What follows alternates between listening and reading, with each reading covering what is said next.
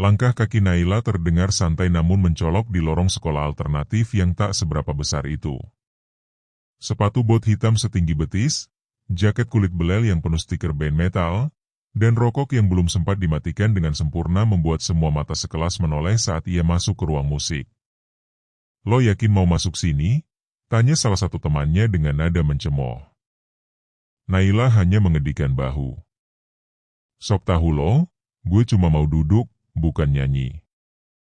Ruang musik itu sunyi. Beberapa anak memegang gitar, ada yang menabuh drum, ada pula yang tampak sekadar numpang duduk. Di tengah ruangan, berdiri pria berusia akhir 20-an, mengenakan kemeja biru polos yang digulung sampai siku, celana chino, dan senyum ramah yang seolah tak bisa pudar. "Selamat datang," ucapnya. "Aku Raka. Di sini, kalian bebas berekspresi. Gak harus jago, yang penting berani jujur lewat nada." Naila tertawa kecil. "Filosofi banget, Pak." Raka hanya tersenyum, tidak terpancing. Ia tahu gadis seperti Naila terbiasa membangun dinding tinggi. Bukan untuk sok keras, tapi mungkin karena pernah terlalu sering jatuh. "Nama kamu siapa?" tanya Raka lembut. "Naila," jawabnya cepat. "Naila, kamu pernah main alat musik?"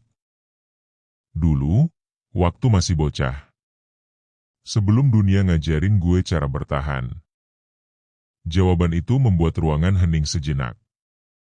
Tapi Raka tak terlihat kaget. Ia hanya menunjuk satu gitar akustik di pojok ruangan. "Kalau nanti kamu ingin mencoba, gitar itu masih bisa dipegang." Naila tak berkata apa-apa, hanya menatap Raka dengan pandangan penuh teka-teki. Ia duduk di bangku paling belakang, menyilangkan kaki, menyalakan permen karet, dan sesekali memerhatikan Raka yang sedang mengajari akor dasar pada murid lain. Hari berlalu. Naila kembali datang esoknya. Dan besoknya lagi. Selalu dengan penampilan mencolok, sikap cuek, dan komentar sinis. Tapi selalu di ruangan yang sama. Selalu dengan pria bernama Raka yang sabar dan tak pernah menegur kasar. Suatu sore, setelah kelas bubar lebih cepat, Naila masih duduk sendiri di ruangan itu.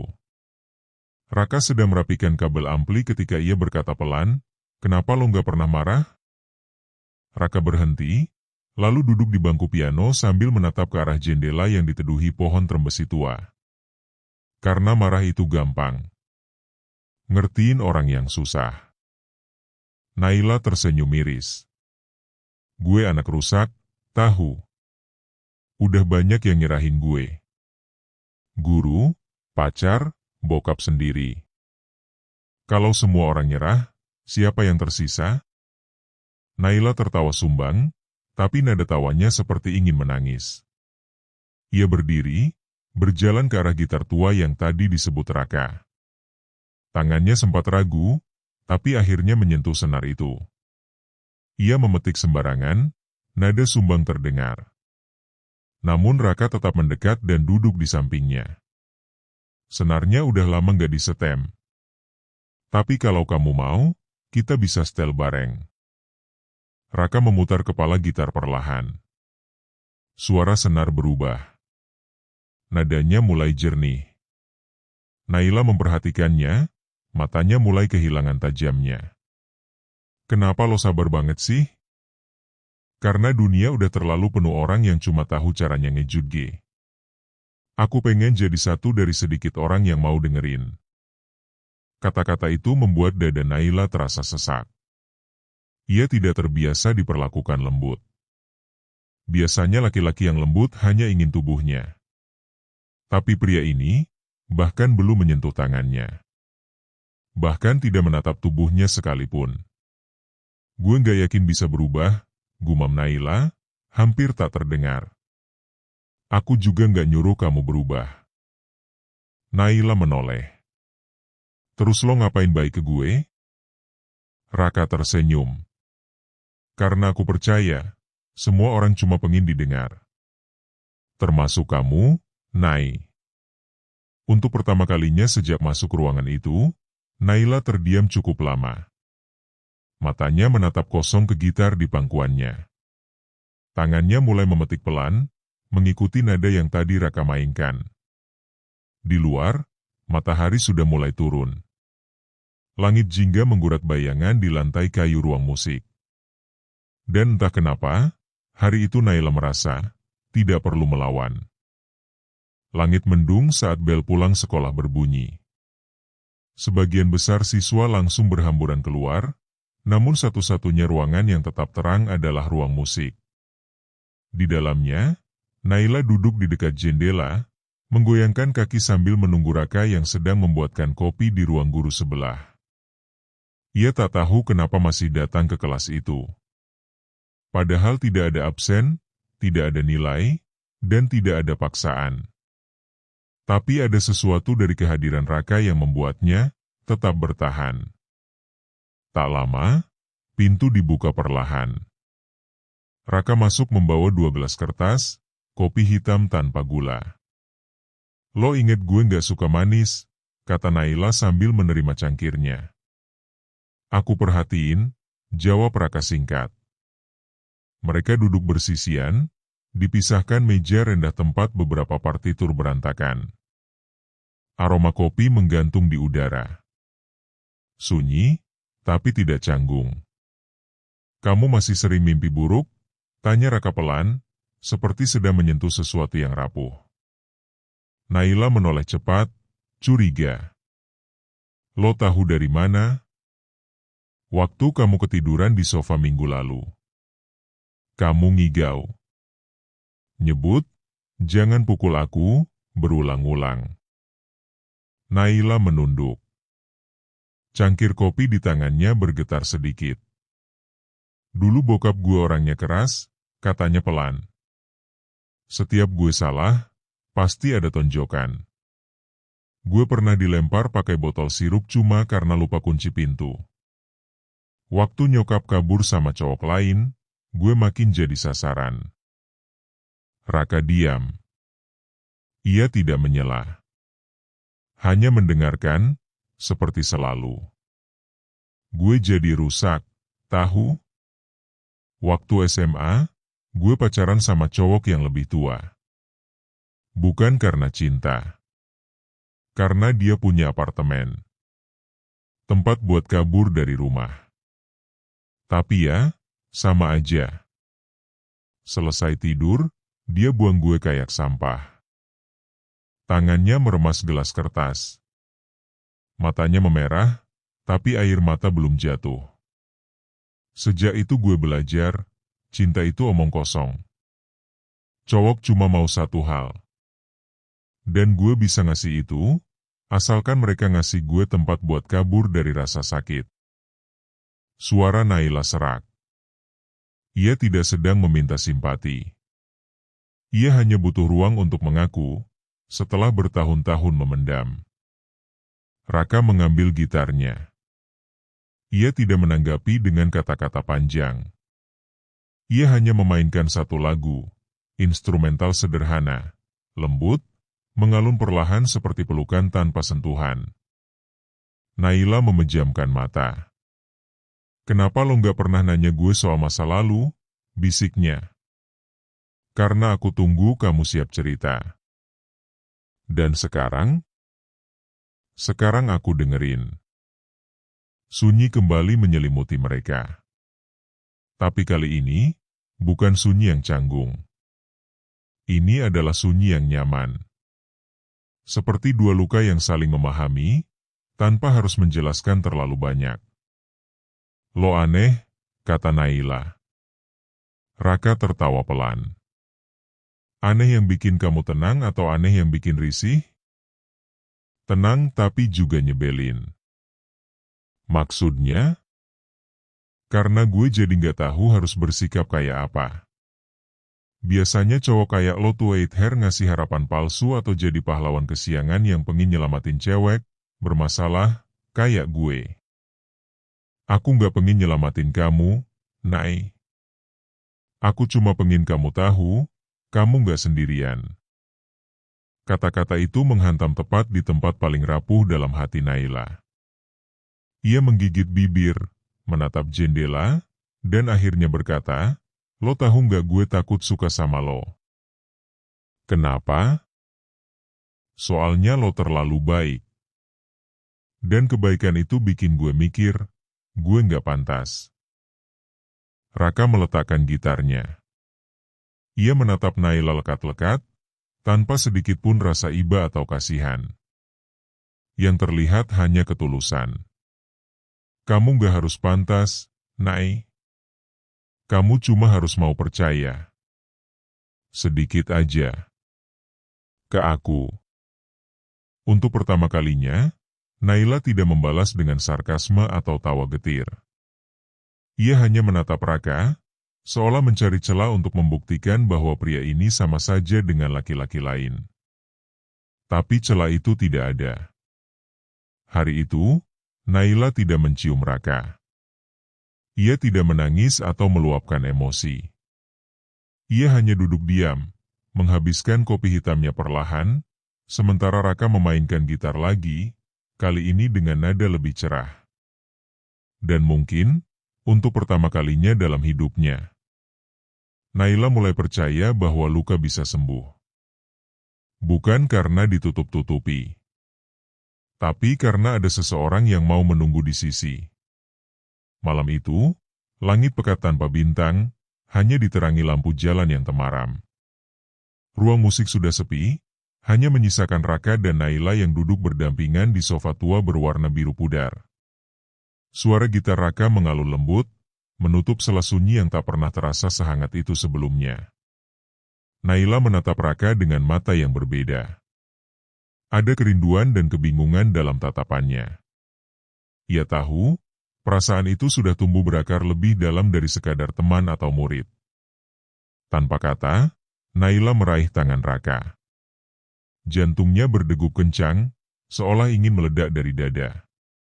Raka menatapnya, mata coklatnya hangat tapi penuh waspada. "Kamu tahu aku gak pernah nyari cinta," Naila berkata lirih.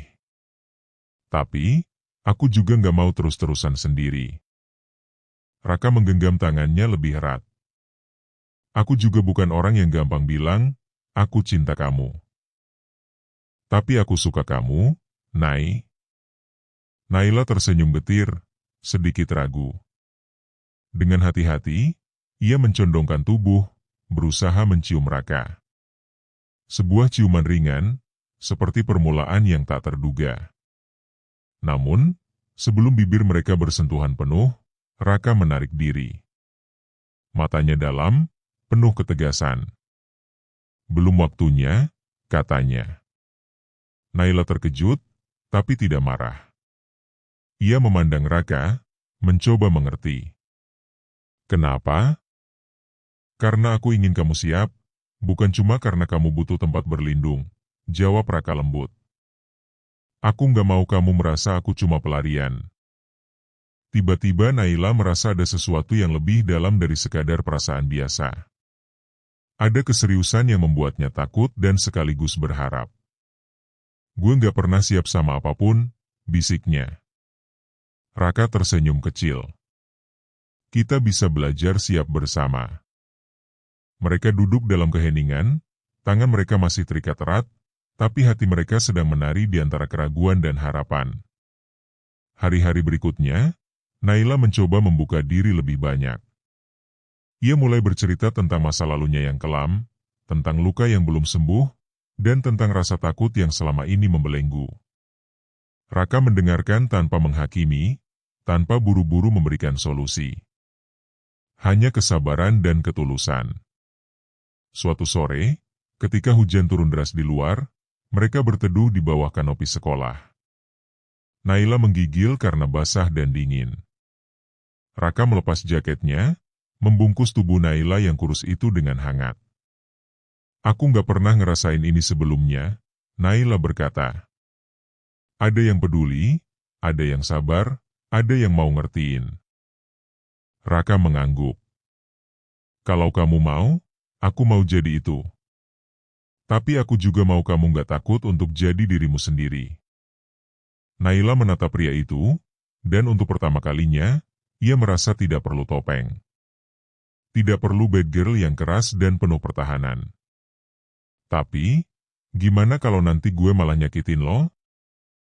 Aku tahu risiko itu, Raka menjawab. Tapi aku pilih bertahan karena aku yakin kamu lebih dari masa lalumu. Malam itu, ketika Naila tidur, pikirannya penuh dengan harapan baru dan ketakutan lama yang masih berbisik. Ia tahu, jalan yang mereka pilih tidak akan mudah. Tapi setidaknya kini ada seseorang yang mau berjalan bersamanya. Di sudut kamar, sebuah gitar kecil tergeletak. Senar-senarnya mulai disetem ulang. Suara nada-nada yang harmonis mulai mengisi ruang kosong di hati Naila. Beberapa minggu berlalu sejak malam hujan itu. Hubungan Raka dan Naila semakin erat, meski masih dibalut oleh ketidakpastian dan keraguan yang terus mengintai di balik senyuman mereka. Naila, yang selama ini terbiasa menutup diri dengan sikap bad girl, mulai membuka sedikit demi sedikit tembok pertahanan hatinya. Namun, masa lalu yang kelam tak pernah benar-benar hilang. Suatu sore, ketika mereka duduk di bangku taman sekolah, Naila terlihat gelisah. Tangannya bermain-main dengan ranting kecil, pandangannya kosong ke arah jalanan yang lengang. Raka memandanginya dengan cemas. "Kamu ada apa, Nay?" tanyanya lembut. Naila menghela napas panjang.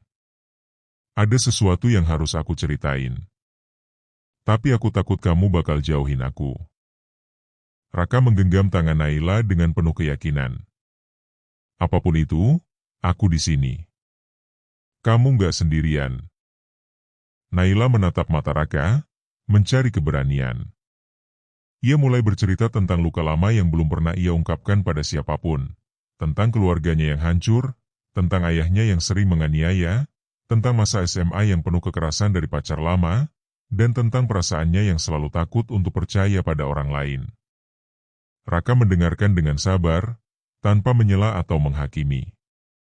Hanya ada kehangatan yang membuat Naila merasa sedikit lega bisa membagi beban yang selama ini ia pikul sendiri. Namun, setelah cerita itu selesai, Raka justru berkata sesuatu yang mengejutkan Naila. "Nay, aku juga punya rahasia yang belum pernah aku bilang ke siapapun." Naila terdiam, menatapnya dengan penuh penasaran. "Aku pernah gagal dalam sebuah hubungan lama. Aku terlalu takut kehilangan, sampai akhirnya aku malah kehilangan semuanya karena sikapku yang terlalu posesif dan gak percaya. Sejak itu aku gak pernah mau dekat sama orang lain." Naila mengangguk pelan. "Jadi kita sama-sama punya luka." "Ya," kata Raka. "Tapi aku yakin, kalau kita mau jujur dan saling percaya, kita bisa jalani ini bersama." Namun, kepercayaan bukan sesuatu yang mudah untuk Naila. Di tengah upaya membuka diri, suatu hari ia melihat Raka berbicara dengan seorang gadis lain di kantin. Gadis itu tampak akrab dan ceria, berbeda dengan Naila yang selalu membawa beban masa lalu. Perasaan cemburu dan takut kehilangan langsung menyergap. Naila merasa dikhianati, padahal ia tahu Raka belum berbuat apa-apa yang salah. Ia memutuskan untuk tidak langsung bicara, tapi membiarkan jarak dan dingin merayap di antara mereka. Raka merasakan perubahan itu. Ia mencoba mendekati Naila, tapi selalu mendapat jawaban singkat dan dingin. Suatu malam, di ruang musik, ia memutuskan untuk mengajaknya bicara serius. "Nay, aku nggak pernah selingkuh. Gadis itu cuma temanku sejak kecil. Aku nggak pernah sembunyiin kamu soal dia." Tapi Naila menepis tangan Raka dengan pelan. "Mungkin kamu gak ngerti gimana rasanya selalu takut dikhianati. Aku gak bisa langsung percaya begitu saja." Raka menarik napas dalam, mencoba memahami. "Aku gak minta kamu percaya sekaligus, tapi kasih aku kesempatan untuk tunjukin kalau aku beda." Malam itu, mereka duduk diam, saling menatap, dengan rindu dan luka yang sama-sama belum sembuh. Kepercayaan memang ujian terbesar mereka. Tapi di balik itu, ada harapan yang tumbuh, bahwa cinta bisa mengalahkan segala ketakutan. Beberapa minggu setelah perbincangan serius itu, hubungan Raka dan Naila masih berjalan seperti naik turun ombak. Mereka belajar bagaimana menata rasa cemburu, ketakutan, dan luka masa lalu, sementara mencoba membangun sesuatu yang nyata bersama. Suatu sore, di sebuah kafe kecil yang selalu mereka kunjungi, Raka menatap Naila dengan tatapan penuh arti. "Aku sudah mikir, kita harus mulai rencanai masa depan. Bukan cuma soal kita, tapi juga apa yang kita mau sama hidup ini." Naila mengangguk pelan. "Aku takut, Raka. Takut kita nggak bisa berubah. Takut aku masih jadi orang yang sama, bad girl yang susah dipercaya." Raka menggenggam tangan Naila erat. "Gue nggak minta kamu berubah dalam semalam. Aku cuma mau kita maju bareng, belajar saling percaya, dan saling jaga." Hari-hari berikutnya, mereka mulai merancang mimpi bersama. Raka yang selama ini fokus pada karir sebagai guru musik, mulai membayangkan membuka studio musik kecil yang juga bisa jadi tempat belajar bagi anak-anak kurang mampu.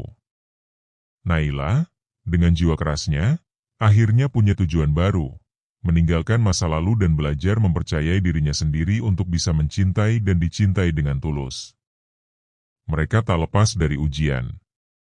Kadang Naila masih terjebak dalam masa lalu yang penuh luka, dan Raka harus sabar mengingatkan bahwa cinta bukan hanya soal kata, tapi juga bukti lewat tindakan. Suatu malam, ketika mereka berjalan pulang dari acara sekolah, Naila tiba-tiba berhenti dan menatap Raka dengan mata yang berkaca-kaca. "Raka, aku nggak mau lagi jadi orang yang takut. Aku mau berani untuk kita. Aku mau kasih hati ini sepenuhnya." Raka tersenyum, menyeka air mata halus di pipi Naila. "Itu keberanian terbesar yang pernah aku lihat. Aku janji, aku bakal jaga hati kamu sebaik mungkin." Mereka berhenti di bawah lampu jalan yang redup, saling menatap dalam keheningan yang penuh makna. Kali ini, ciuman yang terjadi bukan lagi ragu atau setengah hati. Itu adalah janji, pengakuan, dan awal dari cinta yang nyata. Waktu berjalan, dan kisah mereka pun berubah menjadi cerita tentang dua manusia yang belajar dari masa lalu, berani menghadapi ketakutan, dan akhirnya menemukan cinta sejati yang bukan hanya tentang kesempurnaan, tapi tentang saling melengkapi dan bertahan bersama. Raka dan Naila menjadi bukti bahwa di balik kepribadian yang bertolak belakang, Green Flag dan Bad Girl, bisa tumbuh benih cinta yang kuat dan nyata, jika ada kejujuran, kesabaran, dan kemauan untuk berubah. Tamat.